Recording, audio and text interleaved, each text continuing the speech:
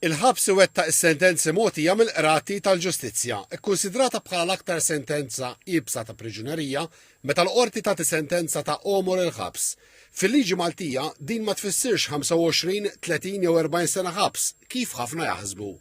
Bażikament sentenza ta' omor il-ħabs tfisser li l-persuna jagħmel ħajtu sal-aħħar ta' ħajtu ġewwa l-ħabs. TVM News staqsal il-kap tal-operat tal-Aġenzija għas-Servizzi Korrettivi, il-Kurunell Etienne Xikluna, jekk priġunier is-sentenzjat tal-omru ġewwa jiġix trattat differenti minn priġunieri oħra. Aħna naħdmu b'dik li tissejjaħ dynamic security.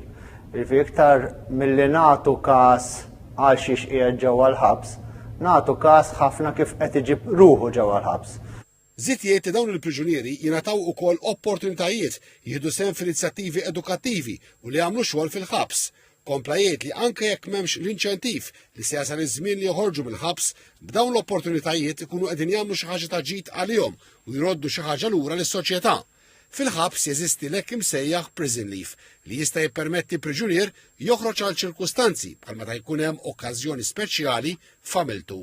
Aħna għandna direttivi li jirregolaw il-prison leave u iva bniedem li qiegħed sentenza l-omru l-ħabs jista' wkoll joħroġ. Spjega li floti ta' dan il-lif l-Aġenzija tħares l-interessi tal-priġunier u tagħha b'miżuri ta' sigurtà li tieħu skont kull każ. F'sentenzi ta' omor il-ħabs hemm każi fejn fis-sentenza il-qorti żiedet il-kastik billi ordnat li għal perjodu ta' żmien il-priġunier ikun iżolat aktar minn oħrajn l-hekk imsejħa reklużjoni. Bħalissa għandna 4 persuni li mal-omor il-ħabs għandhom perjodi ta' reklużjoni li qorti tista' tordna iżjed minn perjodu wieħed ta' reklużjoni kull perjodu huwa ta' 10 ijiem. Dan ifisser illi minn żmien għal ieħor id-direttur jordna illi dik il-persuna tiġi rekluża għal żmien kif edna ta' 10 ijiem weħda f'ċella. Bl-4 irġiel ikkundannati omorhom il-ħabs f'daqqa nhar it-tlieta telgħu għal 18 il-priġunieri ikkundannati li jibqgħu il-ħabs sal-mewt. Minn dawn l-aktar anzjan għandu 78 sena, l-iżgħar fl-età għandu 33.